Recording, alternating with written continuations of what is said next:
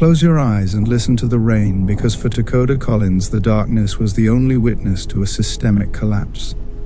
Behind this black screen lies a harrowing journey into the shadows of missed warnings and a life silenced by neglect. Can you hear the truth through the rhythmic isolation? There is a child in the attic. He has been there for hours, maybe longer. The floor beneath him is bare wood, cold in the way that unheated spaces become cold in winter. Not the crisp cold of the outdoors, but the still, trapped cold of a room that has not been warmed by human presence in a long time. He has nothing between his body and that floor. No blanket pulled to his chin. No pillow. No stuffed animal pressed against his side in the way that children who sleep safely tend to keep something soft nearby. The door at the top of the stairs is locked from the outside. There is no handle on his side. There is no window positioned where he might press his face to the glass and watch a street go by. No distant light crossing the ceiling from passing cars. No muffled sound of neighbors carrying on with their ordinary evenings to remind him that a larger world exists just beyond those walls. There is no smell of food being made by someone in the kitchen below. No voice about to call his name. No one is going to call his name. He is 10 years old. He is sitting completely alone in the dark. And the world, for all of its laws and agencies and systems built to prevent exactly this, does not know he is there. That image should not exist in the country and the century we inhabit. There are child protective services agencies staffed around the clock. There are mandatory reporting laws that legally require teachers, school nurses, coaches, and counselors to raise a concern the moment they observe signs of abuse or neglect. There are school attendance requirements. There are family courts with judges trained specifically to weigh the welfare of children in custody decisions. There are social workers whose entire professional function is to enter homes and ask difficult questions on behalf of children who cannot ask them for themselves. There is an entire institutional language, a framework built across decades of legislation and policy, designed with the explicit purpose of making the disappearance of a child from institutional view impossible. And yet a boy disappeared. He disappeared not in a wilderness, not in a foreign country, not in some unreachable corner of the world. He disappeared inside a house on a residential street in an American city, behind a locked door at the top of a staircase, while the institutions designed to find him had already moved on to the next case. Understanding that distance is the first thing this story requires, because without it, everything that follows looks like the work of a monster operating alone, and that reading, while emotionally satisfying, is also incomplete. Monsters do not operate alone. They operate in the gaps that systems leave open, and the gaps in this story were wide enough for a child to fall through entirely. His name is Takoda Collins. This is his story. Think about the first person you ever trusted without choosing to, not a friend you selected at some point in your life, not a partner you found when you were old enough to know what you were looking for, not a mentor who built your confidence through repeated, consistent action over time. Think about the first person, the one who was already present the moment you arrived in the world, the one whose voice registered somewhere in you before you could process what a voice was for, whose face was the first face you learned to recognize, whose arms were the first place you understood as shelter. The person every developmental instinct you were born with was designed to move toward. The person the world assigns to you before you have any capacity to evaluate whether the assignment is a good one. Think about what it means that this question, whether the assignment is a good one, is one you never had to ask. Most people who will hear this story spent their childhoods moving through the world with an unconscious assumption of safety in the place they came home to. That assumption shaped everything: the confidence to explore, the capacity to fail at something and recover, the knowledge, felt rather than reasoned, that the person who opened the door when you came home was glad you were there. Takoda Collins never had access to that assumption. From the moment he entered the world, the door he came home to was controlled by someone who could not be trusted with what was behind it. Now ask yourself honestly what it would mean if that first person was not safe. Not a danger that entered your life from outside. Not a stranger who threatened you. Not a situation you stumbled into. Not a risk you could learn to avoid by staying alert. The person named on the legal document. The person the judge approved. The person every institution between you and the outside world pointed toward and said, "This is your guardian. This is the adult responsible for your welfare. This is who you go home with at the end of every day." What happens to a child's entire internal architecture when the impulse to reach toward the person designated as safe is the most dangerous impulse they can follow? Where does a 10-year-old go when the boundary of his entire world is a house controlled by the person he has the most reason to fear? The answer is that a child in that position has nowhere to go. There is no secondary instinct that activates when the primary one becomes unsafe. There is no internal override that says, "This person is dangerous. Stop reaching toward them. Redirect." Children are not built that way. They are built to need the people they were assigned, to continue needing them even when those people are the source of the danger, to interpret the presence of that person as the closest thing to safety available even when all evidence says otherwise. That is not a failure of the child. It is the design of the child. And it is one of the reasons why abuse within the parent-child relationship is so uniquely destructive. It does not just harm. It uses the very architecture of attachment against the child it is supposed to serve. That is not a thought experiment. It is the exact situation Takoda Collins lived inside. And holding it clearly in your mind is the only way to understand what the rest of this story is about to show you. Takoda Collins was born on December 18, 2008, in Wisconsin. He entered the world as the child of Robin Collins and Al-Mutahan McLean, and from the very first days of his life, the home he arrived into was not a stable one. Not unstable in the softer sense of the word, the kind that describes financial pressure or relationship tension. Unstable in the acute sense. The kind where a child's physical safety could not be assumed inside his own home, where the people assigned to protect him were already demonstrating, before he could walk or speak or understand. That protection was not something he was going to reliably receive. Robin Collins was his mother. By November 2009, when Takoda was 11 months old, law enforcement had already been brought to their door because of her. Court records from that period document that Robin admitted to Wisconsin police that she had struck her infant son. Takoda was 11 months old when this happened. He could not walk. He could not communicate what had been done to him in any language another adult outside the situation would understand. He could not seek help from anyone else, could not remove himself from the environment where the harm was happening, could not do anything except exist inside whatever conditions his mother created around him. And what she had created was a condition in which a baby could be hit, and the woman who hit him would eventually say so to a police officer. What that moment represents, stripped of all procedural language, is the complete absence of protection for a child who was entirely dependent on his mother's capacity for it. Takoda could not advocate for himself. He had no access to a neighbor, a relative, or any adult in the world beyond the walls of that home. He had no language for what was happening, and no access to anyone who might have translated his silence into an alarm. He existed entirely and without option, inside the conditions his mother created.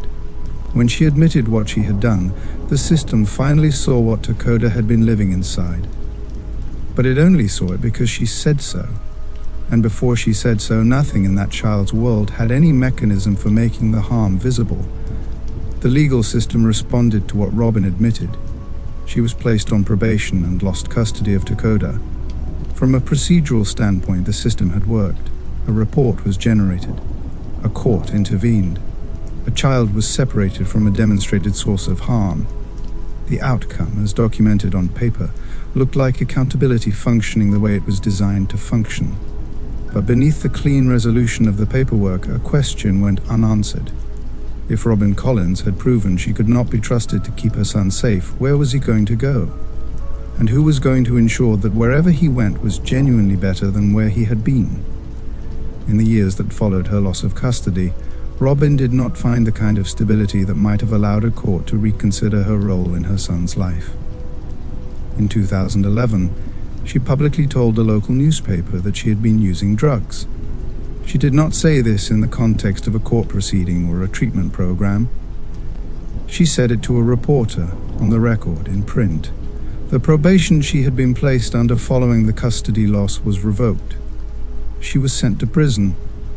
Whatever remaining thread of connection still linked Robin Collins to her son's daily life was cut by the logistics of incarceration, and the boy who had already lost her once, through the courts, lost her again in a way that this time left nothing ambiguous. She was not present. She was not reachable as a parent. She was gone. For a child as young as Takoda, that kind of loss does not arrive with language attached to it. It arrives as an absence, the phone that does not ring, the face that does not appear, the name that produces no response when spoken. Whatever relationship had existed between Robin Collins and her son before the courts and her own choices severed it, what Takoda was left with was its absence, in a household that provided no substitute for what had been removed. That absence created the specific legal condition that shaped everything that came after. In family court, an incarcerated mother and a present biological father produce a predictable institutional response. The court turned to Al-Mutahan McLean. McLean was Takoda's biological father. He was born around 1987, which placed him in his mid-20s at the point Robin's imprisonment removed her from the custody picture entirely. He was available. He was the remaining biological parent. He had not, at the point the court was making its determination, generated a record in the family court system that would have functioned as a hard legal barrier to custody. The court was not working with evidence of who McLean was behind closed doors. It was working with what McLean was in front of it, which was a father who was present and willing to take his child. By 2013, McLean had been granted temporary custody of Takoda. The process that produced this outcome was not dramatic, it was administrative. Court filings were prepared and submitted. Documentation was reviewed by the appropriate authority. A determination was reached and entered into the record. The language of that process was the language that family court systems develop when they move through high volumes of cases: custody granted, matter reviewed, file closed. Temporary became permanent by the end of that year. McLean was awarded permanent sole custody of Takoda Collins, not shared custody, not a supervised arrangement with structured oversight built into it. Permanent sole custody, a single document carrying the full legal weight of the court that issued it, made Al-Mutahan McLean the complete authority over every dimension of his son's life. That meant food, shelter, medical care, what school Takoda attended or whether he attended school at all, what the structure of his days looked like, who he was permitted to interact with, what the outside world was allowed to know about what happened inside those walls. Every variable of Takoda's existence, from the largest to the smallest, was now determined entirely by one person, and that person answered to no ongoing oversight. The legal system had made its decision and filed its paperwork, and the expectation embedded in that filing was that the matter was resolved. Robin had attempted to object. Court records show she submitted letters expressing concern about McLean's treatment of Takoda and tried to introduce restrictions that would limit his ability to move their son out of Wisconsin. But Robin Collins was not in a position of legal credibility at this point. She was a woman with a documented history of striking her own infant child, a drug conviction, and a revoked probation sentence. Whatever genuine fear she carried about what might happen to Takoda under McLean's care, the legal framework she was trying to work within could not extend significant weight to that fear. The court made its determination and closed the matter. The stamp came down. Takoda was approximately 4 years old, and the document the court produced that day was not a safety guarantee. It was not the product of a process that had included a thorough examination of who Al-Mutahan McLean was in the private interior of his life. It was a legal determination made on the basis of available information, and what was available painted only the portion of McLean's picture that he chose to present to the court. Every institution that had processed Takoda Collins' existence had operated in good faith within the logic of its own design. Robin Collins had been removed from Takoda's life because she admitted to striking him, and that is precisely what the system is constructed to do when a parent harms a child. Al-Mutahan McLean had been granted custody because he was the remaining biological parent who had not produced a record the court's available information required it to hold against him. And that is what the system does when the alternative is a child with no legal guardian at all. Each individual decision made by each individual institution was defensible within the framework of that institution. And yet the cumulative outcome of all those defensible decisions was a 4-year-old boy placed in sole custody, handed to the wrong man, with no mechanism remaining to discover that the wrong man had been chosen. A child without a safe adult. A father granted full legal authority and zero day-to-day accountability to anyone outside the walls of his home. A system that had processed a boy between two broken situations and produced a document calling it resolution. That is the structure this story is built on, not the act of a single moment, a set of conditions, a chain of decisions and decisions withheld, of information gathered and information missed, of institutions functioning within their own logic while a child moved further and further from anyone positioned to interrupt what was coming. Before we go any further into what those conditions produced, if this story is already sitting with you in the way it deserves to sit, take a moment right now to subscribe to Bedtime Black Files stories and turn on your notifications. Every story on this channel is the story of a real person. Every name belongs to someone who actually lived. These stories reach more people only because viewers who understand why they matter choose to carry them forward. Subscribe, hit the like button, share this video with someone who needs to hear it. Because what comes next in Takoda's story is the kind of thing that should never belong to only one set of ears. Takoda Collins is now approximately 4 years old. His father holds full legal custody. The court has moved on. Robin Collins is either still incarcerated or navigating the early, fragile period after release, without the legal standing or proximity to alter what has already been determined. Al-Mutahan McLean has a court order confirming his authority and no external structure requiring him to account for what happens inside his home to anyone who might act on the answer. There are children in every city in this country whose situations look, on paper, exactly like Takoda's looked at this stage. A custody order on file. A parent confirmed as guardian. No open investigation. No active concern flagged in any system.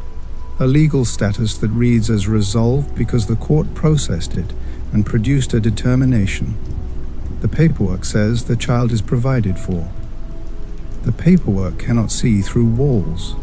What McLean had already demonstrated about himself, the record that existed in fragments across different systems in different places, was not yet fully visible to any single institution with the power to make a different decision about Takoda. It existed in pieces. The kind of record that, assembled in one place by one person with the complete picture available, might have produced a different outcome for the boy. But assembled in one place is not how that record existed. It existed the way records tend to exist when people move between states and agencies do not automatically share information with one another, scattered, partial, and invisible to the next institution that needed to see it most. Takoda had no teacher who could notice a bruise on a Monday morning. He had no school counselor, no coach, no neighbor who saw him reliably. He had no grandmother stopping by on weekends, no relative who called on birthdays and asked to speak to the boy directly. He had whatever McLean decided the shape of his days would be, and McLean had already begun deciding. The geography of what was about to happen was already being drawn. The household that would become the location of the worst years of Takoda's life was already taking shape around him. The house on Kensington Drive in Dayton, Ohio is not yet part of this story. The attic is not yet part of this story. The locked door that will eventually become the complete boundary of everything Takoda knows is not yet visible. What is visible right now is the road that leads to all of it, already laid, already pointing in one direction, already emptied of the adults with the authority to redirect it. He is 4 years old, but the lock has already been chosen. Kensington Drive is the kind of street that does not ask to be noticed. It sits inside a residential stretch of Dayton, Ohio, the sort of neighborhood where houses stand close together and yards are small, and the texture of daily life is audible through thin walls, a television running in a back room, a door pulling shut, a car reversing down a driveway in the early morning. The houses on that street are not distinguished from one another by anything a passing stranger would stop to consider. They have roofs and windows and front doors and the ordinary signs of occupancy. Trash bins at the curb on collection day, a light in a downstairs window after dark. Nothing that requires a second look. The house McLean eventually settled into on that street looked the same as the others. It did not advertise what was happening inside it. The walls carried nothing that would have told a neighbor anything. The front door opened and closed like front doors do, from the outside, at any hour of any day across the years that followed. The house on Kensington Drive looked like a place where people lived, not a place where a child was being destroyed in the rooms above. That is the nature of what happened there. It was not hidden in a remote location. It was not concealed somewhere that the absence of oversight was inevitable by geography. It was hidden in plain sight, behind the unremarkable facade of a residential house on a street full of residential houses, in a city with child protective services and law enforcement, and all the institutional machinery that is supposed to make this kind of concealment impossible. The house was ordinary, what was inside it was not, and that ordinariness was not accidental. It was functional.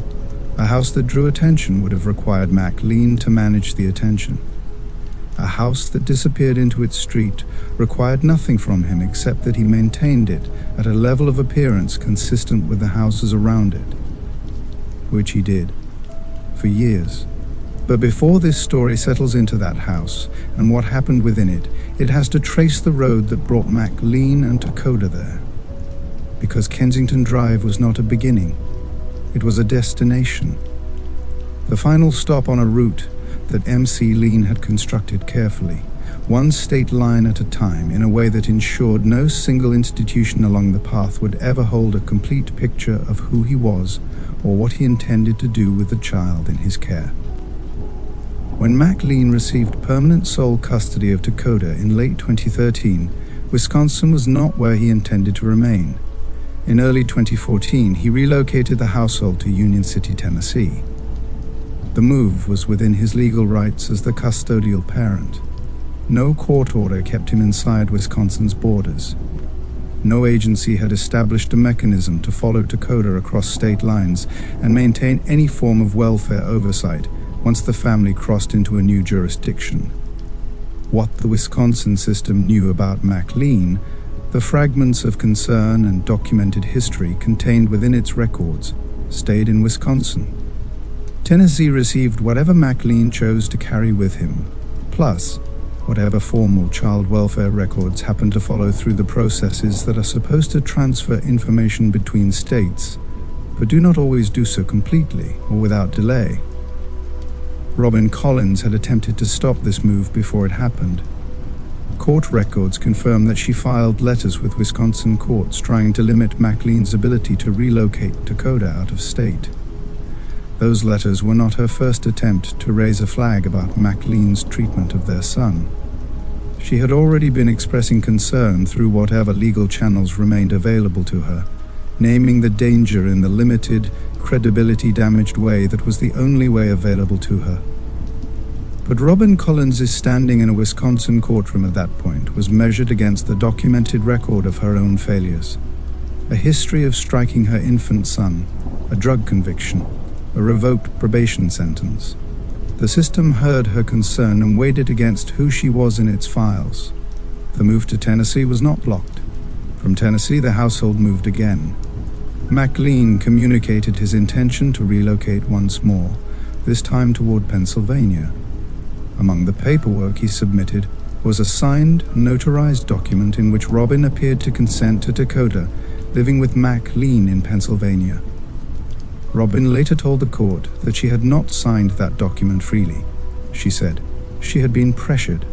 She said she had been bullied into it by a man who had already demonstrated in Wisconsin that he was willing to use physical force to extract compliance from the people in his life. The court reviewed the paperwork and did not block the relocation. Whether the household's next permanent settlement became Dayton, Ohio, rather than Pennsylvania is less significant than the larger pattern those moves collectively represent. What McLean understood, and what the evidence of his behavior across multiple states confirms, is that the American child welfare system operates within jurisdictional boundaries that do not travel with families when families move.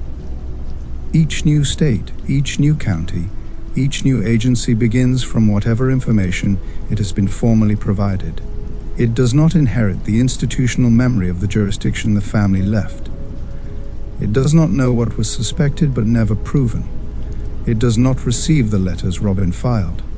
It does not have access to the full shape of what the previous system held. It works with what it has been given, and what it has been given is almost never everything. The information sharing failures here were not simple bureaucratic oversights in the ordinary sense. They were structural. The system that governs how child welfare records move between states relies on processes that require active initiation and take time to complete. When a family is moving and a perpetrator understands that every new jurisdiction represents a fresh institutional start, the gap between what the previous system knew and what the new agency has access to is not a flaw that better paperwork would have fixed in this instance. It is a feature of the architecture that someone willing to exploit it can use indefinitely. McLean exploited it. He moved before any single jurisdiction accumulated enough of his history to build the kind of consolidated case file that might have changed the legal calculus. For Takoda, each of those moves meant something specific and concrete. It meant that every adult in Wisconsin who had observed, documented, or formally registered any concern about his welfare was now in a different state. Every court that had processed any part of his story was now outside the operational reach of the agencies in the new location. Every fragment of Robin's warnings was now in a file housed in a building, in a state the new caseworkers did not have automatic access to. Each relocation reset the information environment around Takoda to zero, and MC Lean was the only constant. By the time the household settled into the house on Kensington Drive, the paper trail behind them was fragmented across 3 states in a way that no single agency in Ohio was positioned to reconstruct on its own. The house on Kensington Drive was not home to only Mac, Lean, and Takoda. 2 other adults occupied it, Amanda Hinsey, Mac Lean's girlfriend, and Jennifer Ebbert, who was Hinsey's sister. There were also other children present in the household. The details of those other children's lives, including their names and individual circumstances, belong to their own privacy and are not part of this account. What is relevant, and what investigators later confirmed, is that the targeted and systematic abuse documented in this case was directed primarily at Takoda. The other children in the household were not subjected to the same treatment. That finding matters not as a footnote, but as a structural point. It eliminates the possibility of characterizing what McLean did as the product of a chaotic household where harm fell randomly on everyone present. What he did to Takoda was specific. It was deliberate. It was chosen. And it continued because the adults who witnessed it chose, for their own reasons, not to stop it. Amanda Hinz's presence in that household requires careful and honest accounting. She was McLean's partner, and she had been living with what that meant before the household ever reached Kensington Drive. Court records from Wisconsin document that McLean had assaulted her. He had struck her with a pipe. He had dragged her by the hair. He had punched her and driven away, leaving her at the scene of what he had done.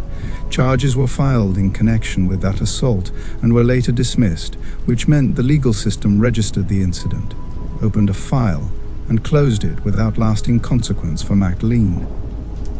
But the event remained in the record, and what it reveals is the pattern McLean established inside every relationship he occupied, authority backed by demonstrated violence.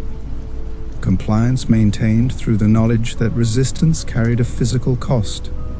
The assault on Hinza belongs, in this account, not to construct a defense for the choices she made inside the Kensington Drive household, but because it is essential to understanding the environment McLean had built around every adult in that house. He did not reserve his capacity for violence exclusively for Takoda.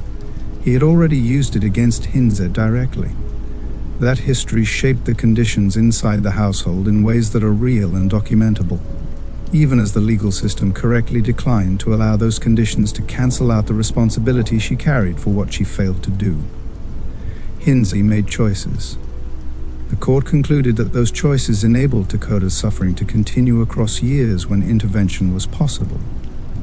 That conclusion stands in the full accounting of this story. What it stands alongside is an understanding of the household McLean built, one in which his authority was absolute. The consequences of resistance were known, and the practical routes to outside intervention were available, but never taken. Not once, not across years. Jennifer Ebert was Hinza's sister. She did not carry the same documented personal history of McLean's direct physical violence against her. She was present as a family member of his partner, which placed her inside the household in a position different from Hinza's, but not outside accountability. Prosecutors and court records describe her as someone who witnessed what was being done to Takoda and who had avenues available, calls she could have made, resources she could have contacted, authorities she could have reached from within or outside the house. She did not pursue those avenues. The weight of that inaction, across the years it compounded, is something the legal system eventually measured and assigned consequences to. Before the next part of this account moves forward, there is a question that belongs in this space. Two adults, neither of them the perpetrator, lived in the same house as Takoda Collins for years. They were present in a home where a child was being locked in an attic, beaten, degraded, and denied the basic conditions of a livable existence. Court records confirm they were aware of what was happening, and across the span of those years, neither of them did anything that stopped it. Now ask yourself this, not as a question about people you have already decided to judge, but as a question about your own life, your own threshold, your own particular line. What would it take for you to make the call? Not certainty, not documented proof assembled in a way that would satisfy a court. Just concern, just the feeling that something in a nearby home is wrong in a way that a child inside it cannot fix for themselves. How much would you need to see before the act of not reporting became a decision you were actively making rather than a situation you were simply caught in?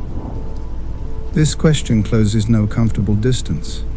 It is asked here because the people who did not act in that house on Kensington Drive are not as unreachable as it is comfortable to believe. They were ordinary people in an extraordinary situation. The gap between what they knew and what they did is the same gap that exists in communities everywhere. Every time a child is suffering behind a wall that no one on the outside has decided to look behind. Takoda needed someone to look to. No one did. Not once across the years that it mattered most. Takoda's existence on Kensington Drive was organized around the attic. Not occasionally. Not as a punishment attached to a specific act and removed after a set period of time. The attic was the recurring, persistent condition of his life in that house. Court documents, medical records, and prosecutors' statements are specific and consistent in describing it. Takoda was locked in the attic, naked, in the dark for extended periods. The space was not a child's bedroom situated on an upper floor. It was a storage space, unheated, without the basic provisions a room intended for human habitation would include. No bedding, no clothing, no access to bathroom facilities on any regular schedule, no reliable food, no light source he could reach or control, no door handle on his side, no way out. The isolation produced by this confinement was not a side effect of the physical conditions. It was the mechanism. A child kept alone in a cold, unlit space, stripped of clothing, cut off from every sound and smell and rhythm that signals the presence of other people living ordinarily nearby, loses the experiential touchstones that anchor a person's understanding of what normal existence is supposed to feel like. Takoda had no access to those touchstones. The attic was not a temporary interruption of a normal life. It was the condition from which the rest of his existence was measured. Prolonged confinement in isolation also distorts a child's relationship with time itself. Without the external markers that structure a day, without meal times or daylight through a window or the sound of other people moving through a morning routine, the hours stop being distinguishable from one another. This is not a secondary consequence. It is a primary one. A child who cannot tell how long he has been in a space, who cannot predict when or if the conditions will change, who has no information about what comes next, is a child whose capacity for orientation to reality is being actively undermined. McLean was not only confining Takoda physically, he was removing the environmental scaffolding a developing mind needs in order to maintain any coherent sense of the world. Among the items investigators found in the home after Takoda's death were taser-style dog collars. Their presence in a house where a child had been systematically abused over years requires no extended explanation. The collars were there. The child had been there. The pattern of injuries on his body was consistent with long-term deliberate infliction of harm.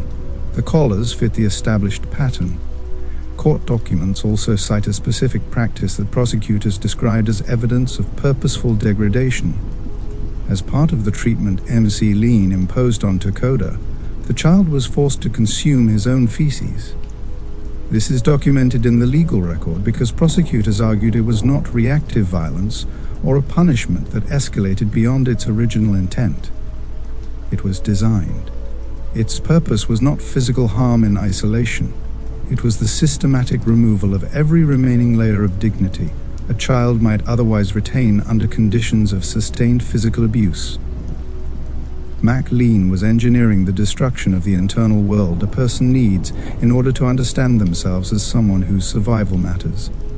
The abuse McLean inflicted on Takoda did not emerge all at once on a single day. Prosecutors documented its span as covering roughly the period from 2015 through December 2019. In 2015, Takoda was approximately 6 years old. The years between 6 and 10, the 4 years those dates bracket entirely, are among the most foundational in any child's development.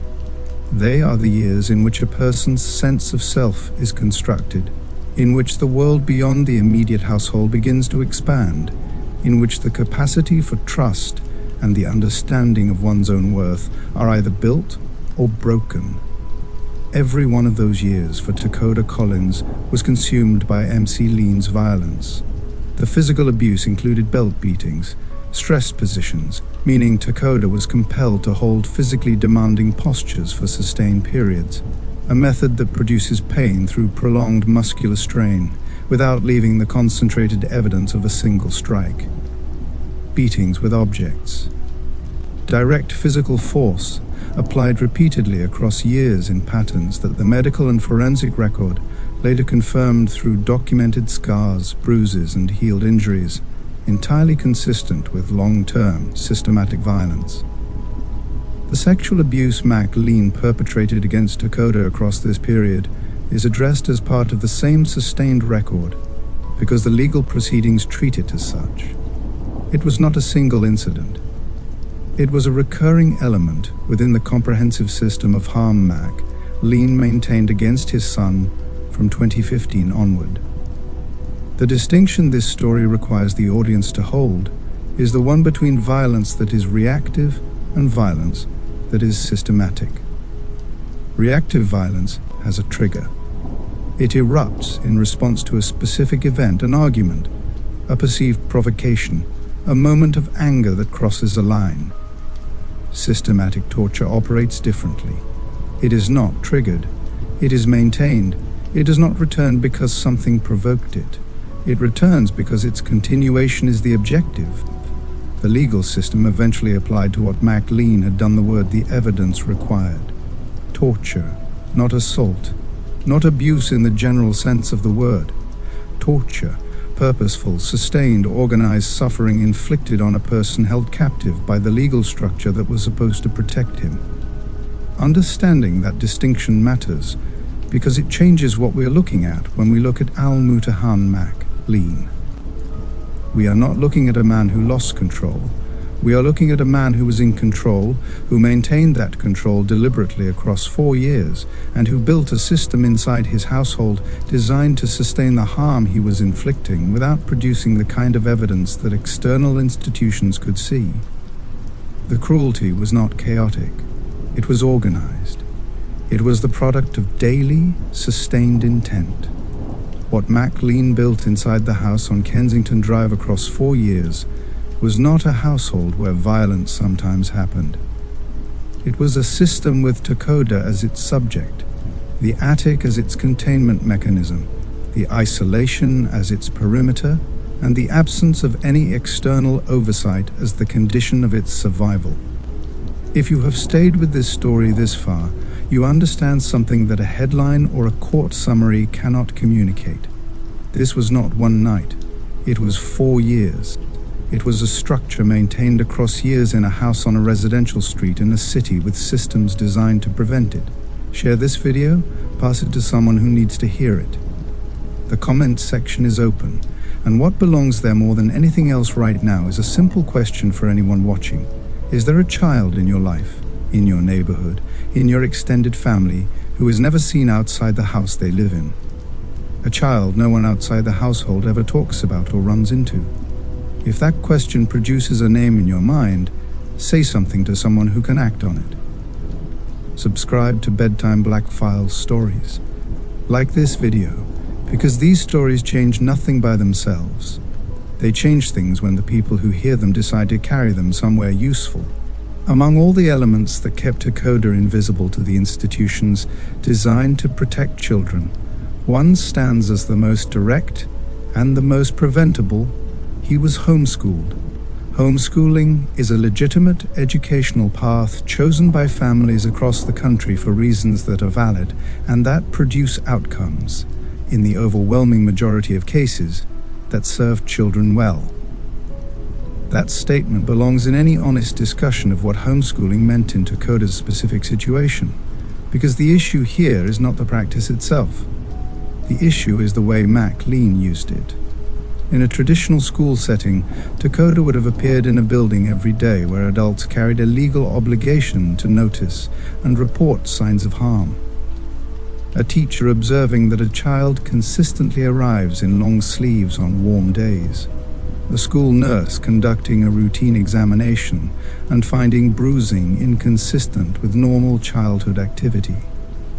A counselor whose professional function includes being a presence a struggling child might eventually trust enough to say something to. A classmate asking where someone has been after a long absence. These are not formal investigative processes. They are the everyday human mechanisms by which abused children sometimes get noticed by people who can act on what they notice. Takoda had none of them. McLean held the legal authority, as sole custodial parent, to educate his son at home.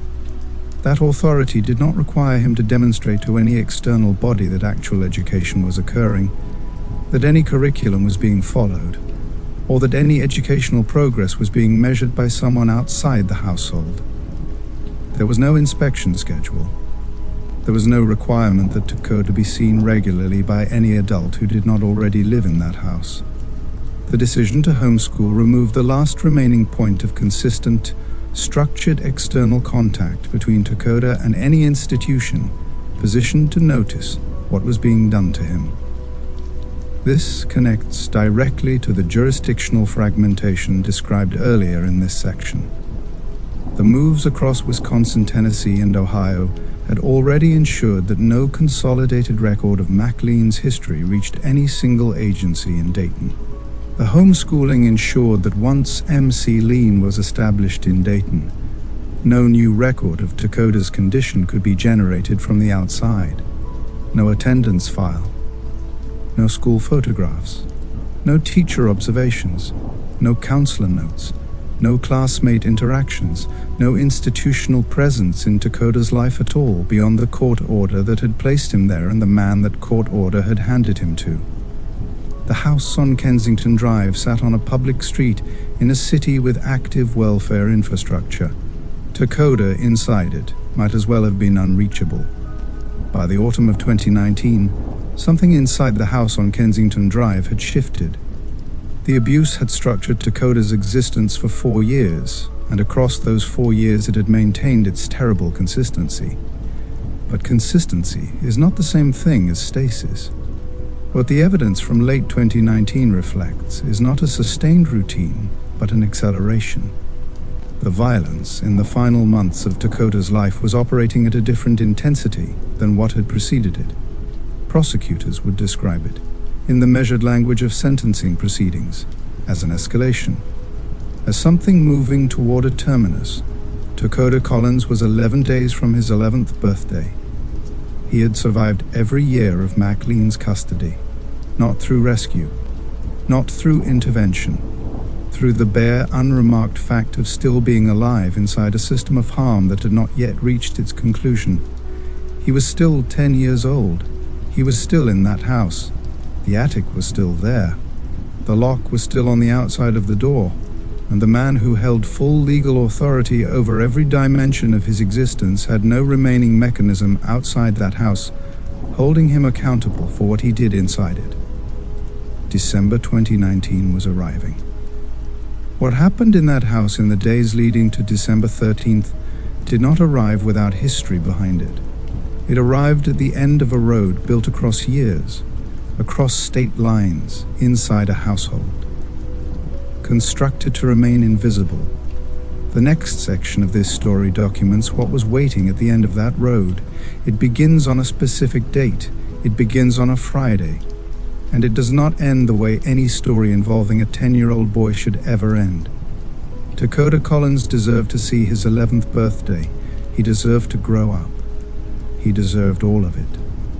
Section 3 begins where that possibility ended, December 13th, 2019. Friday.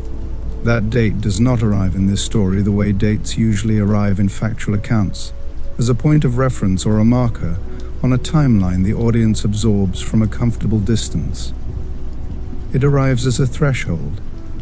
Everything that came before it, the custody orders, the relocations across 3 states, the attic on Kensington Drive, the 4 years of documented systematic harm, was the construction of the conditions for what happened on this specific day.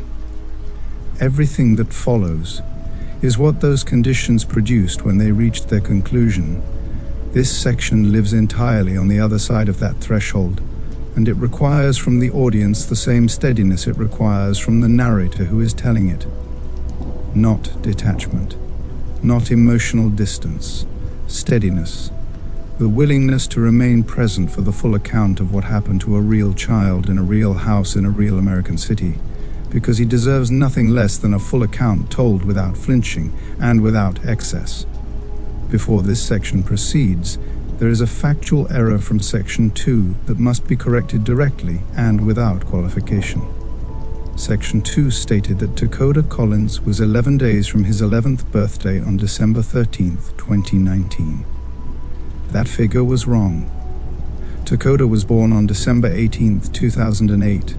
The calendar distance between December 13th and December 18th is 5 days. He was 5 days from his 11th birthday when he died. Not 11. 5. The error does not alter the weight of what happened on December 13th. it only makes that weight more precise, and precision in this account is not a stylistic preference. It is an obligation. A 10-year-old boy, 5 days from turning 11, in a house on a residential street in Dayton, Ohio, on a Friday in December.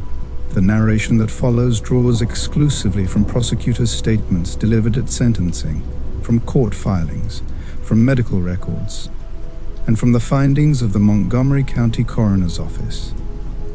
Restraint is the governing stylistic principle throughout this section. It is not chosen to spare anyone from difficult facts. It is chosen because the documented facts are severe enough to communicate exactly what they need to communicate without any assistance from embellishment. The audience's understanding of what happened to Takoda Collins does not require graphic dramatization. It requires clarity. It requires the truth to be told straight. What happened to Takoda Collins in the final hours of December 13, 2019, is drawn from the statements prosecutors presented to the court at sentencing, from the formal findings of the autopsy, and from the evidentiary record assembled across the course of the investigation. It is presented here not to produce a graphic account of the events of that day, but because the legal system named these acts as specific charges, proved them through a specific evidentiary process, and sentenced a man on their basis to a specific term of imprisonment. The audience cannot fully understand that sentence without understanding what it was built on.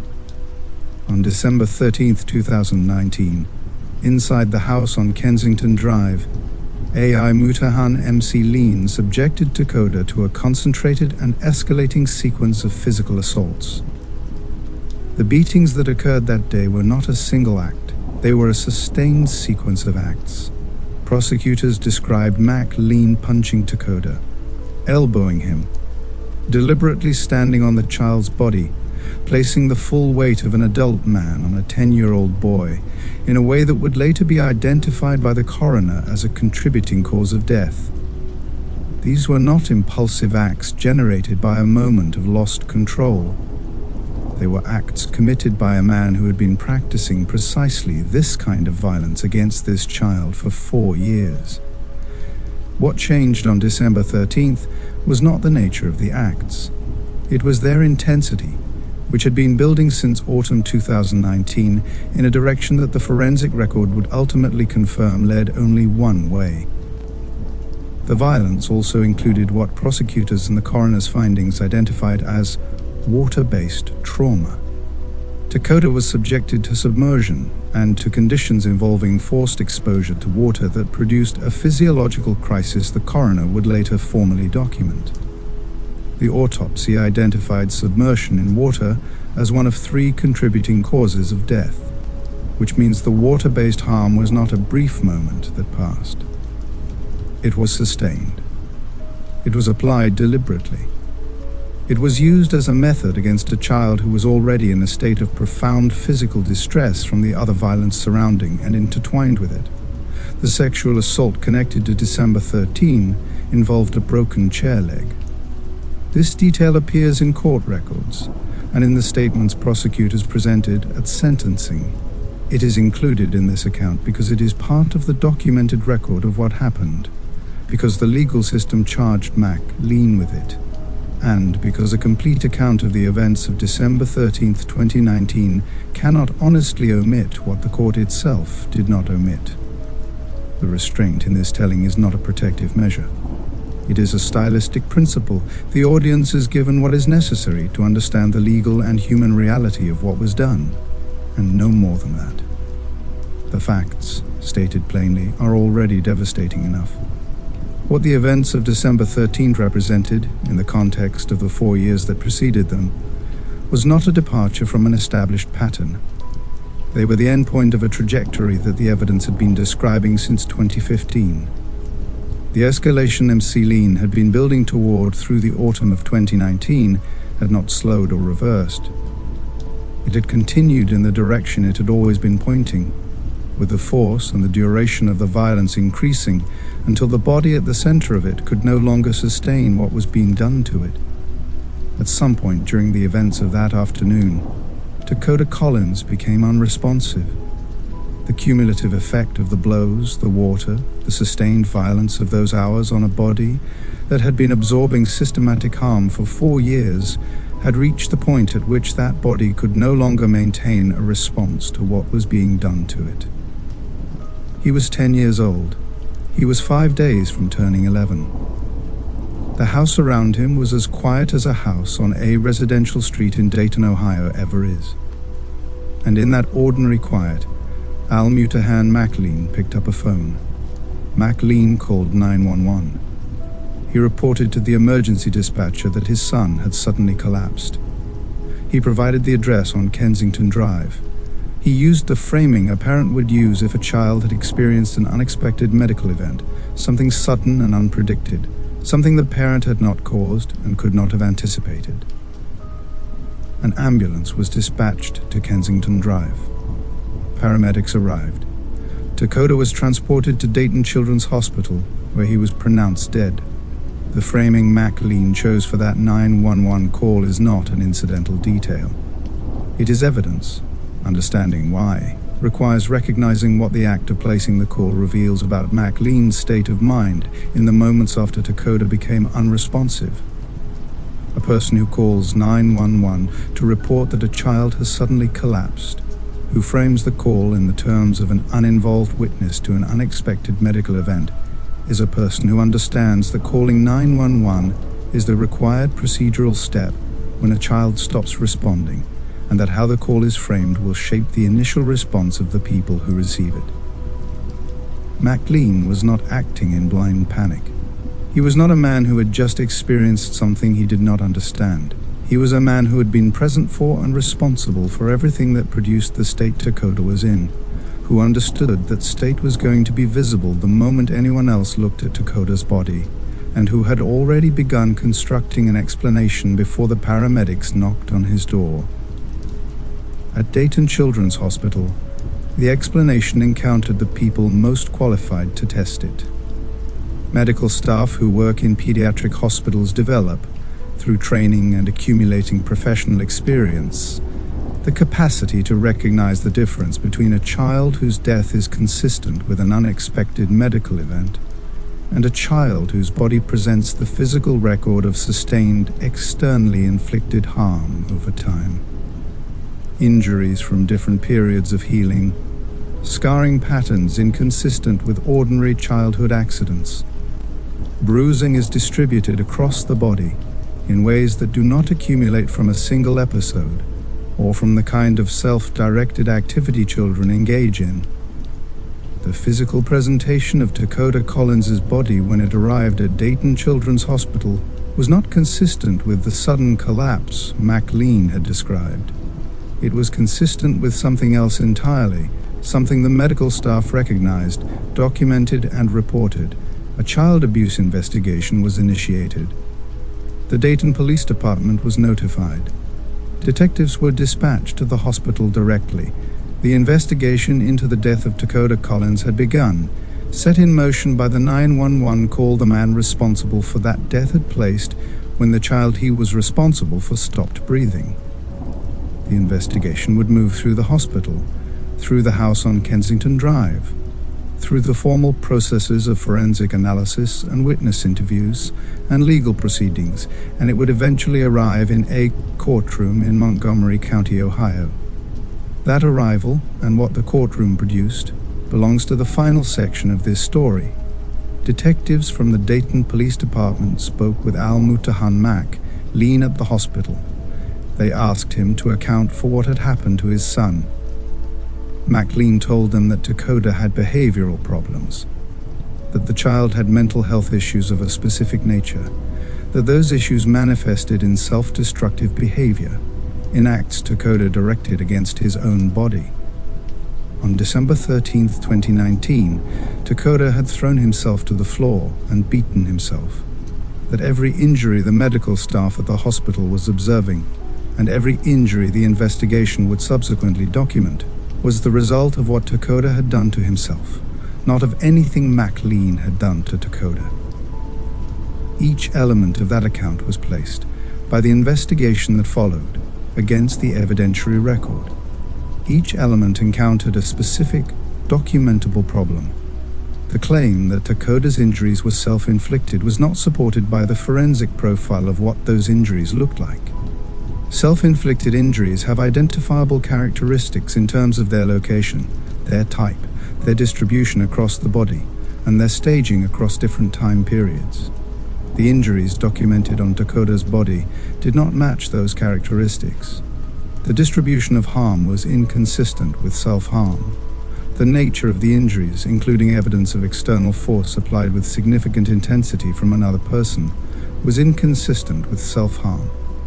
The time-staged accumulation of injuries across different periods of healing was inconsistent with a behavioral pattern of self-harm that had somehow produced no formal record in any medical, clinical, or institutional file anywhere in the household's history across Wisconsin, Tennessee, and Ohio.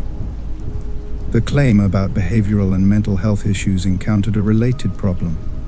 It required the investigation to accept that a child with documented, serious, self-destructive behavioral patterns had been present in McLean's household for years without any adult in contact with that household seeking formal medical or psychological treatment for him, without any record of such treatment existing, and without any school, clinic, or agency generating documentation of a condition this severe.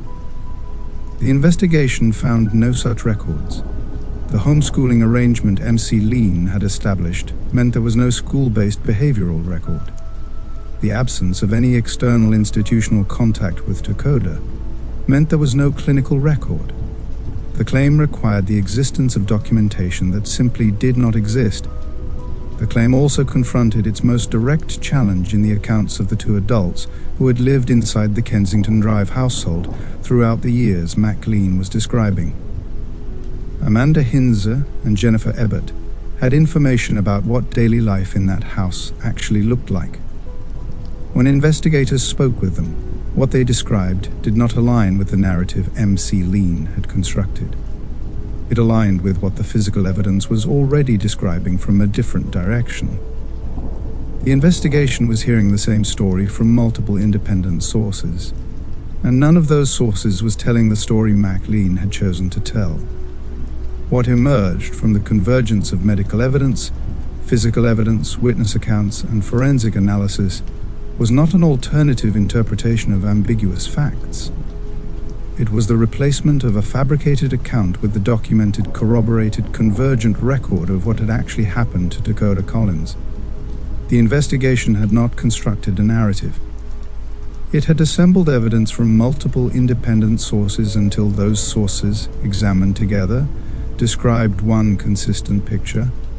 That picture was the truth of what happened to Takoda Collins across 4 years on Kensington Drive, and specifically on December 13th, 2019.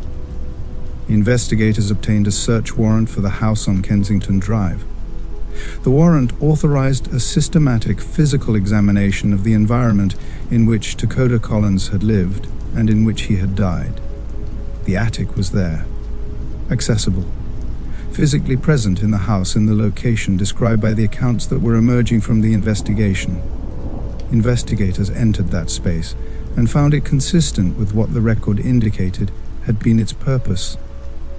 The absence of bedding, the absence of clothing, the absence of any provision that would have been present if the space had been used as an ordinary room in a household where a child was living ordinarily. The physical signs of the extended use to which the attic had been put were documentable. Investigators walked into that space and understood from what they could see in it exactly what the record was telling them about how it had been used. The taser-style dog collars were found in the home. Physical items present in a household where a child had died of injuries consistent with sustained, systematic, long-term abuse. Their presence was not ambiguous given the context the investigation had already established.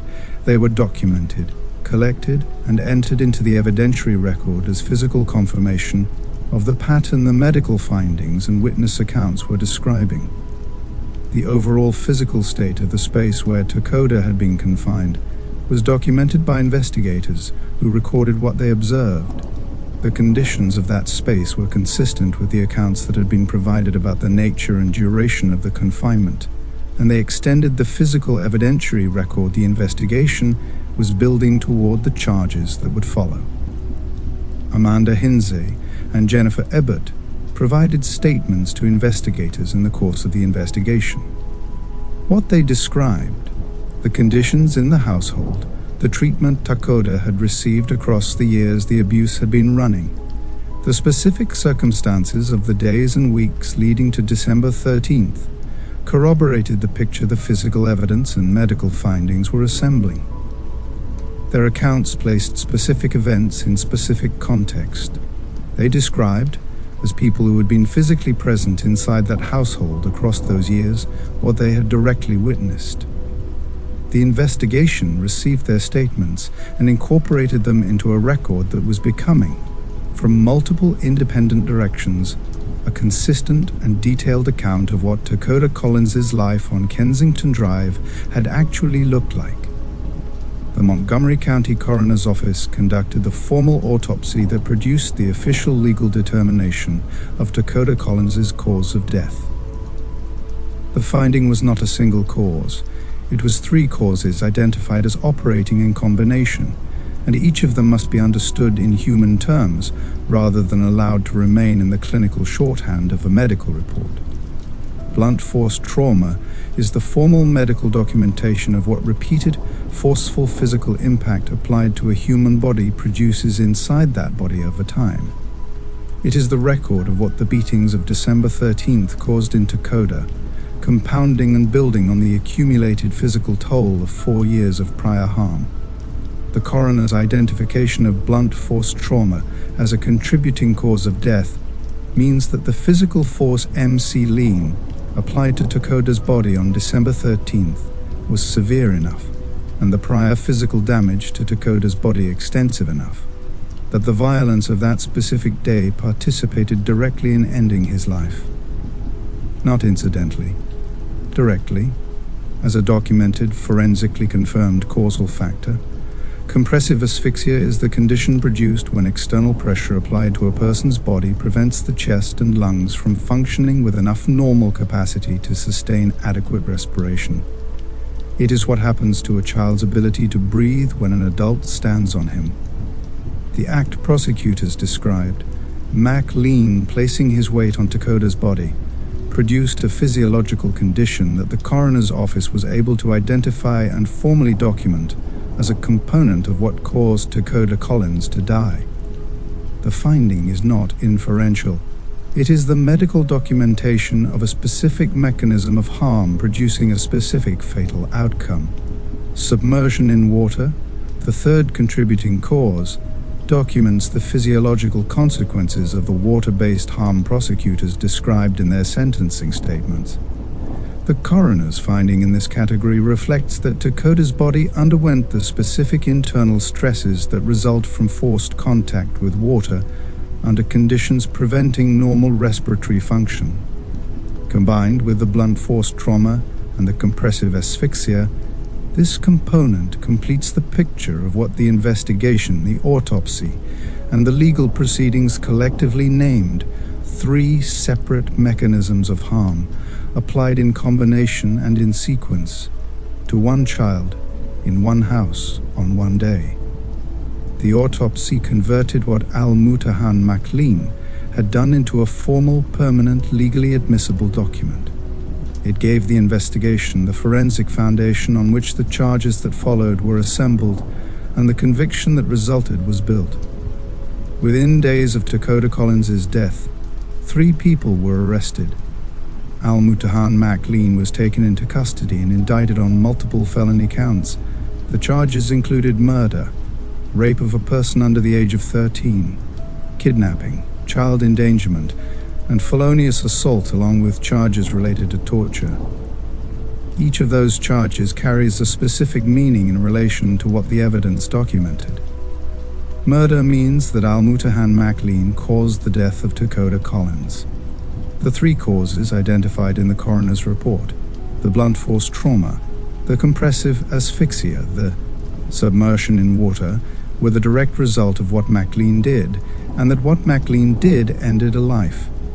The charge is not a legal technicality. It is the law's formal acknowledgement of what happened. Rape of a person under the age of 13 is the charge that encompasses the sexual violence McLean inflicted on Takoda both on December 13th and across the years of the sustained abuse the investigation had documented. The designation of the victim's age in the charge name exists because the law treats the sexual violation of a child as a category of harm distinct from other sexual offenses and applies to it a correspondingly severe designation. Takoda was 10 years old. Kidnapping, in the context of this case, reflects the legal characterization of Takoda's confinement within the Kensington Drive household. The locked attic door, the homeschooling that removed external contact, the geographic isolation from anyone who might have helped him, the complete control McLean exercised over every movement Takoda was permitted or not permitted to make. Together, those conditions constituted what the law recognizes as an unlawful restraint of a person's freedom, applied to a child by the adult who was legally supposed to protect that freedom.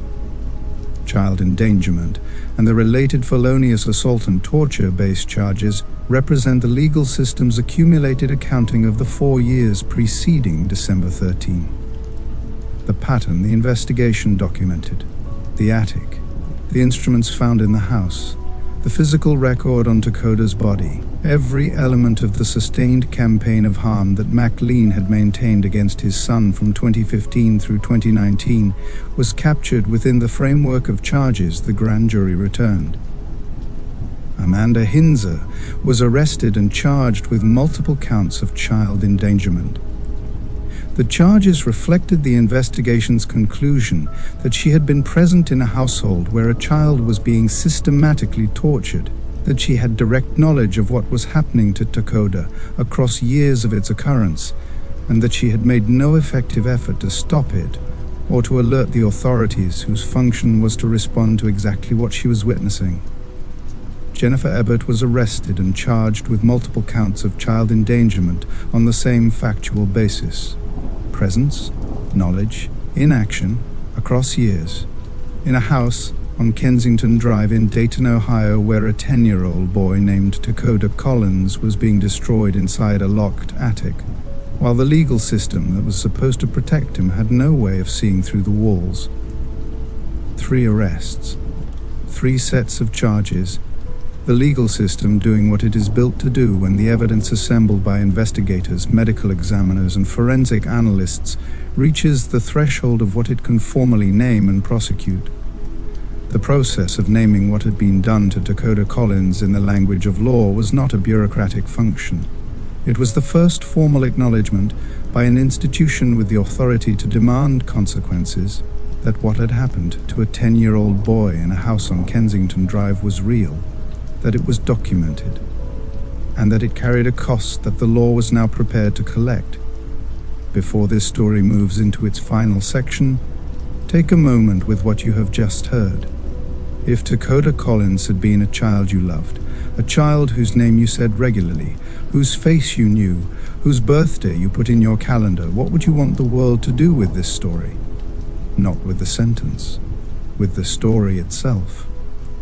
Would you want it to disappear into a case file in a courthouse in Dayton, Ohio, visible only to the people whose professional function requires them to read it? Or would you want it to reach the neighbor who lives next to a child that no one in the neighborhood ever sees outside? The relative who has a feeling about a household they cannot quite name. The person scrolling through their phone at midnight who needs to understand why invisible children exist and what the world owes them. Share this video, subscribe to Bedtime Black File Stories, and turn on notifications so this channel reaches you whenever a story like this one needs to be told.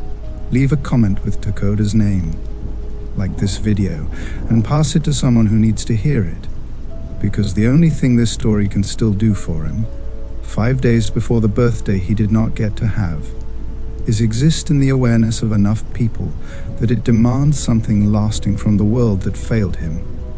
The arrests were made. The charges were filed. The formal machinery of the legal system which is not the same thing as justice and was never designed to be, had engaged with the case of Takoda Collins and set in motion the processes that would eventually produce an official legal outcome. In the weeks and months that followed December 13, 2019, the record the investigation had assembled moved through the courts.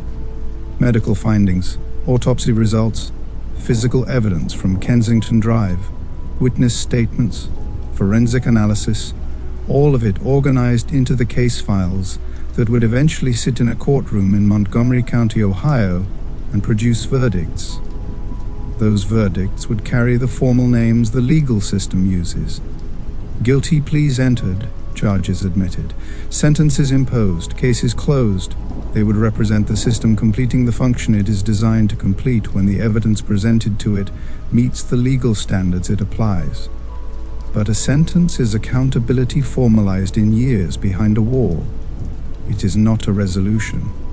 It is not an answer to the questions that the case of Takoda Collins leaves behind, questions that no sentencing proceeding is equipped to answer.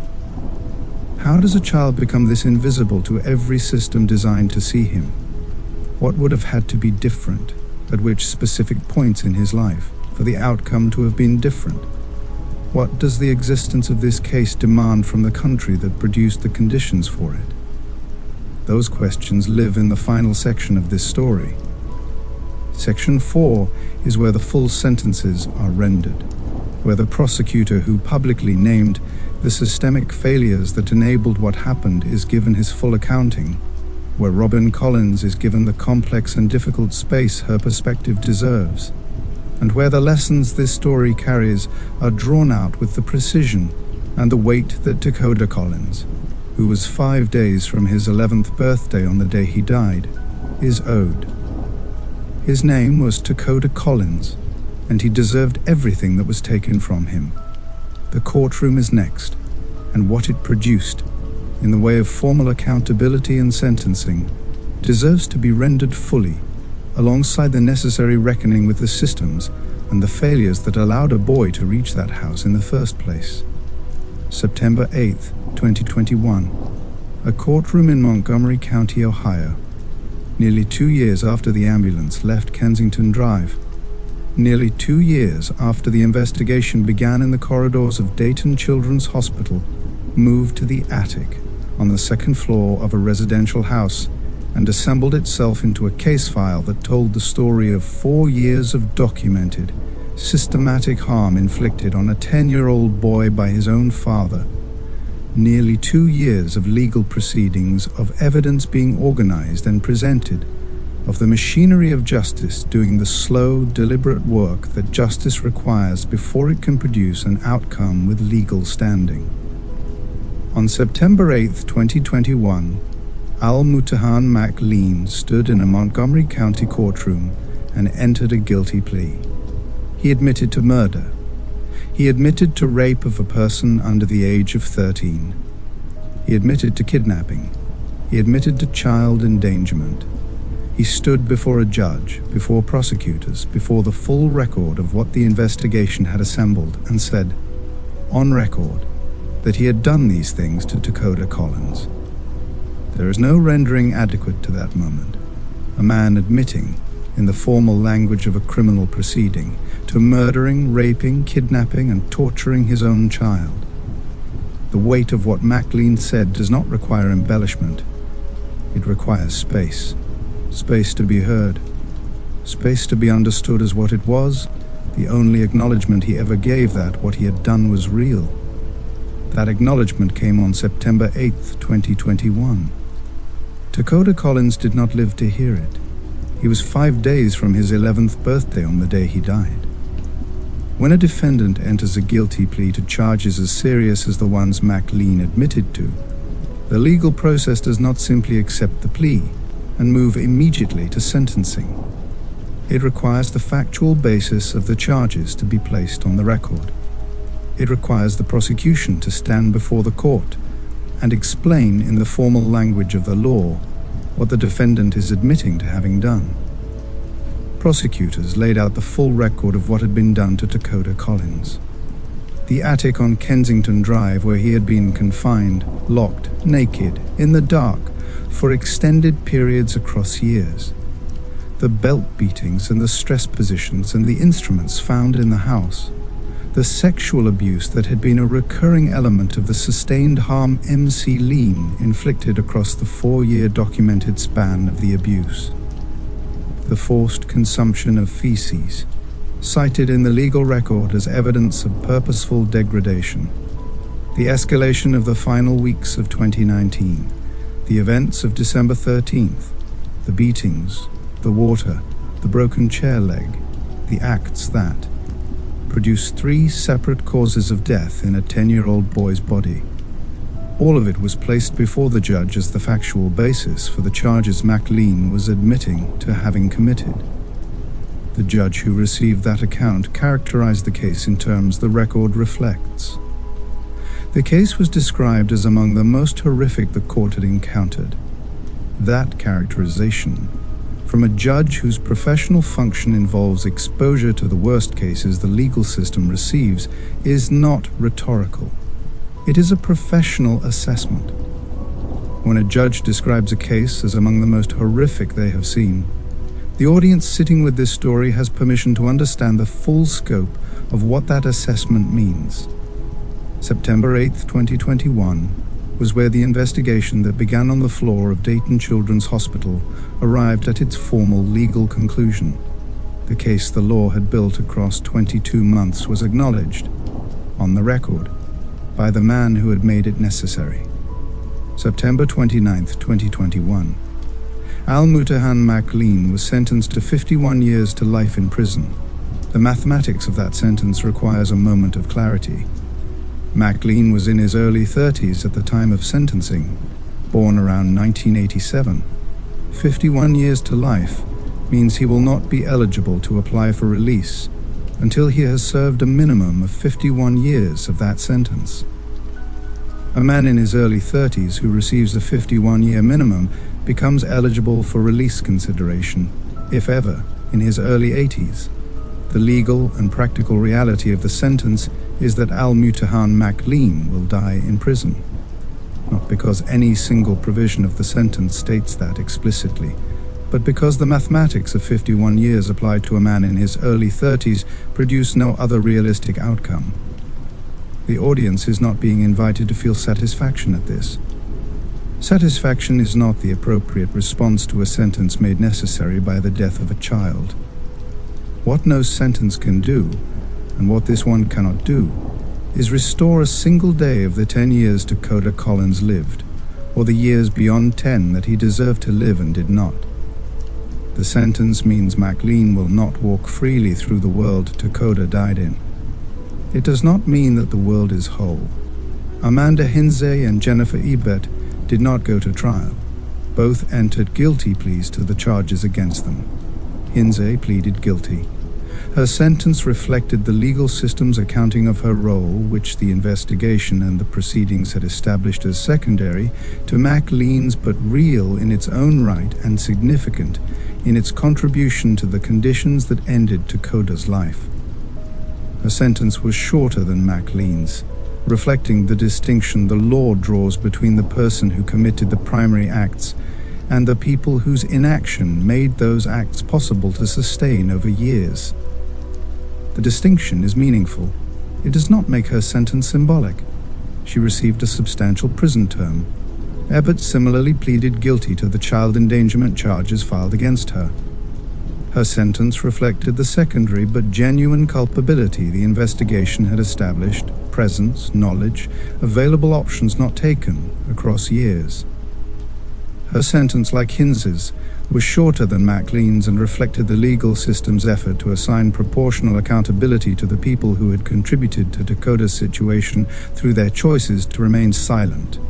The moral complexity of Hinze's and Ebert's roles, introduced carefully in Section 2 of this story, does not disappear in the context of sentencing. It remains. Hinze was a documented victim of McLean's violence before she became a person who allowed his violence against Takoda to continue unchallenged. Both of those things are true simultaneously. The legal system resolved that complexity by finding her guilty of child endangerment and sentencing her accordingly. It did not resolve the harder question of what it means for a person living inside a coercive, violent relationship to have failed to protect a child. That question does not have a sentencing guideline. It lives in the space between what the law can measure and what accountability actually requires. Ebert's position was different in kind from Hinz's, and the law treated it differently in degree. She was not McLean's partner. She was not the documented target of his direct violence. She was a person who lived in the house, witnessed what was happening, and made the sustained decision not to contact the people who could have helped Takoda. The sentence the court imposed was the law's formal response to that choice. After McLean's sentencing, Montgomery County Prosecutor Matt Heck Jr. made public statements about how the case had been handled across the agencies and systems that had contact with McLean and Takoda before December 13, 2019. What Matt Heck Jr. said publicly was direct. Information sharing that was permitted by law between agencies had not happened. The records that existed in Wisconsin, the concerns Robin Collins had formally raised, the documented history of McLean's behavior that existed in fragments across 3 state systems, had not been assembled into a single accessible picture by the time McLean settled in Dayton, Ohio. Not because the law prohibited it, because the processes that would have produced that picture were not initiated. The information existed, the legal framework for sharing it existed. The sharing did not happen. Section 2 of this story explained how those gaps worked. This section is concerned with what those gaps cost. They cost Takoda Collins a chance at intervention. Robin Collins's letters to Wisconsin courts, her documented attempts to warn the legal system about the man it was handing her son to, were warnings on record. But they existed only in Wisconsin, and Wisconsin's records did not follow Takoda to Tennessee. Tennessee's records did not follow him to Ohio. By the time the household arrived on Kensington Drive, the Ohio agencies with responsibility for children in their jurisdiction were operating without the accumulated picture that might have produced a different level of scrutiny. The decision to homeschool Takoda, which was McLean's legal right to make as the sole custodial parent, removed the last point at which an outside institution could have generated new information about Takoda's condition. No teacher, no nurse, no counselor, no mandatory reporter. The final institutional safeguard was eliminated by a single decision that the legal framework did not require McLean to justify to anyone. The custody decision itself was made with the information available to the court that made it. That information did not include the full picture. The full picture was distributed across systems that did not share it in time to matter. The result was a legal determination that placed a child in the sole care of the wrong person, with no mechanism remaining to correct the error before it produced its outcome. Matt Heck Jr.'s public statements named these failures as structural problems in the way systems that protect children communicate across jurisdictional lines. The calls that followed were for reform, better interagency information sharing, more robust oversight of homeschooling households with risk factors in the parental record, and stricter review of custody decisions where the requesting parent carries a documented history of violence. Those calls for reform were the world Takoda died in trying to learn something from his death. Robin Collins lost her son on December 13, 2019. In a house she had been warning courts about for years. She has spoken publicly about what that loss means to her. In interviews and statements following Takoda's death, she acknowledged her own failures directly. She did not construct a narrative in which she bears no responsibility for the conditions that led to Takoda being in McLean's sole custody. She acknowledged the choices that removed her from a position where she could have protected Takoda directly. What she also described was the sustained effort she had made to warn the courts about McLean, the letters she filed, the fears she expressed on paper about what McLean was capable of, and what she believed he was doing to their son. She described the nagging fear she carried across the years Takoda was in McLean's custody. The feeling that something was deeply wrong in a way she could not reach from the position her own failures had placed her in. After Takoda's death, Robin Collins reflected publicly on her grief and on the guilt that lives alongside it. These are not simple emotions. They are the emotions of a person who failed her child and who also tried, in the limited credibility-damaged way available to her, to warn the system that was about to fail him too. Both of those things are true simultaneously, and holding them both is what understanding her story requires. The audience is not being asked to forgive Robin Collins. It is not being asked to condemn her. It is being asked to understand the full landscape of how Takoda Collins arrived at Kensington Drive. She is part of that landscape. Her failures placed him in McLean's custody. Her warnings, consistently discounted because of those failures, did not reach the people who could have acted on them in time to change the outcome. She is a mother who is both the reason her son ended up where he did and a person who saw where he was going and could not stop it. That is the specific, unresolvable grief that she is left to carry. The case of Takoda Collins drew significant public attention in Dayton, Ohio, and beyond. True crime coverage, investigative journalism, and child welfare advocacy organizations took up the case as an example of what some advocates call invisible children, children who are isolated at home, absent from institutional view, and unreachable by the systems designed to protect them until it is too late to do anything but document what happened. Within Dayton, the case became a reference point for conversations about child protection, interagency coordination, and custody decisions involving parents with histories of violence. Community leaders, child advocacy organizations, and legislators invoked Takoda Collins' name in calls for policy reform. But the lessons this story carries do not live only in policy. They live in the practical reality of individual lives, individual communities, individual moments of decision. 3 of those lessons deserve to be named clearly, because this channel exists not only to tell these stories but to ensure that the people who hear them leave with something they can use. The first lesson is about visibility. Takoda Collins was invisible to every institution designed to see him. He was homeschooled. He was moved across 3 states before any agency could build a sustained picture of his situation. He was kept in an attic, isolated from the household below him and from the neighborhood outside it. Every one of those facts represents a point at which visibility could have been restored.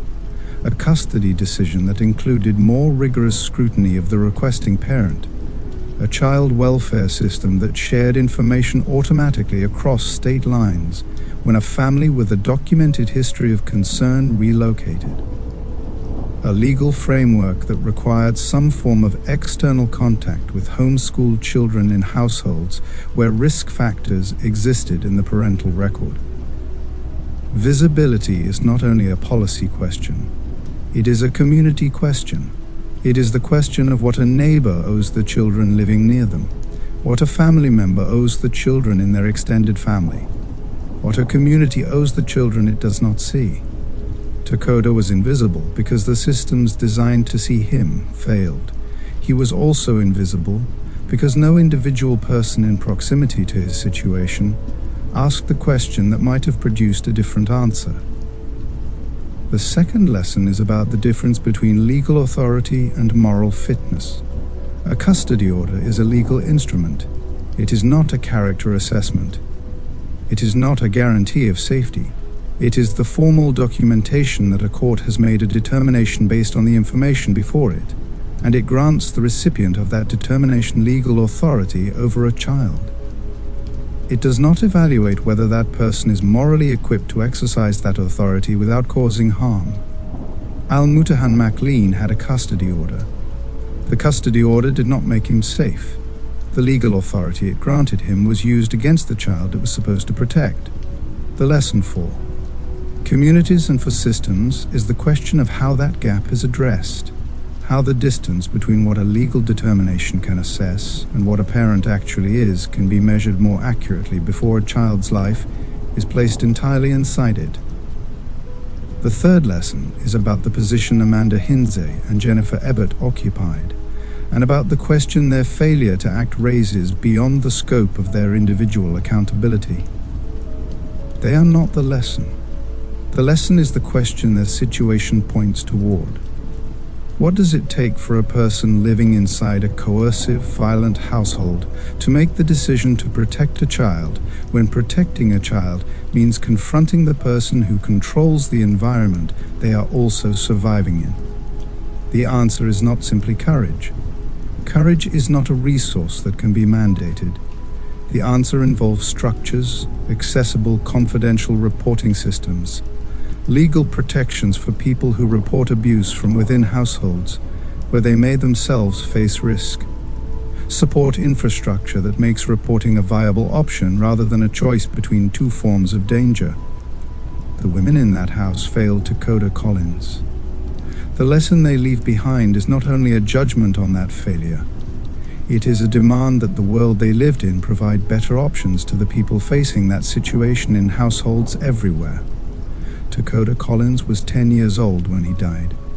He was born on December 18, 2008, in Wisconsin, into a situation that was already unstable, already shaped by the failures of the adults who were supposed to prepare a safe world for him to arrive in. He was 4 years old when a court handed him to the wrong person.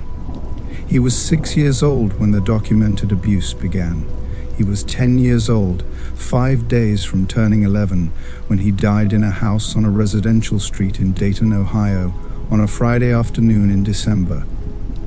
There are things about Takoda Collins that this story cannot tell you, because they were never recorded. What he liked to eat, whether he had a favorite color, what made him laugh. The ordinary details that accumulate around a child's life when that life is ordinary were not accumulated around his, because his life was not ordinary. It was consumed, from its earliest years, by conditions that left no room for the ordinary. The name Takoda comes from the Lakota Sioux language, connected to the region of Wisconsin where he was born. Its meaning in that language is friend to everyone, not friend to those who deserve it.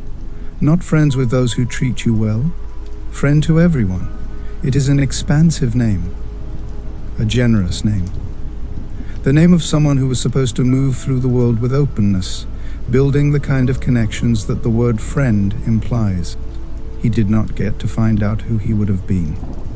He did not get to find out what that name, in the body and the life of a person who reached adulthood, would have looked like. What we are left with is the distance between the meaning of his name and the life he was given, between what Takoda Collins was supposed to be and what the people responsible for his life made it into. That distance is not closure. It is not a resolution. It is the weight this story asks you to carry when you leave it. Carry it somewhere useful. You stayed with this story from the beginning. That means something. A story this heavy, this detailed, this unrelenting in what it requires from the person listening, does not hold an audience by accident. You stayed because some part of you understood, from the first image of a child sitting alone in a cold attic, that this story owed Takoda Collins more than a headline. That the only thing that gives the telling of a story like this any purpose is an audience that actually receives it, that lets it land, that does not look away.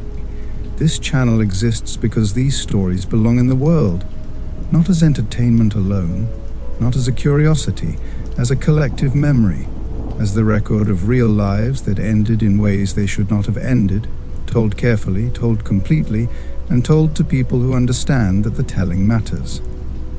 Bedtime Black File Stories exists to make sure that children like Takoda Collins are not only statistics in a court record, that their names travel further than their cases, that the people who hear those names carry them forward. Like this video. Share it with someone who needs to hear it. Subscribe to this channel and turn on notifications, because there are more stories on the way and every one of them deserves the kind of audience that stayed through this one. And in the comments, leave one thing, not a paragraph, not a reaction, just a name, Takoda, that is all, just his name in the comments, just the acknowledgement that you heard his story and that his name is now part of what you carry. The comment section, for the people who leave that name, becomes something different than a comment section usually is. It becomes a record, a small, impermanent, deeply human record that Takoda Collins was here, that he was real, and that someone listened long enough to learn his name. His name meant friend to everyone. Leave it in the comments now. Hello, my friends. Welcome back to Bedtime Black Files, where life's most powerful lessons are revealed through unforgettable true crime events from around the world. If you're stepping into our community for the first time, I'm truly glad you're here. Thank you for joining us. Before we get into it, tell us where you're watching from in the comments. Consider hitting the subscribe button. Don't forget to like and share this video with someone who needs it. Your support helps our family grow, connect, and keep these powerful stories alive. Thank you for spending this night with Takoda Collins' case. Have a cozy sleep. See you on the next one.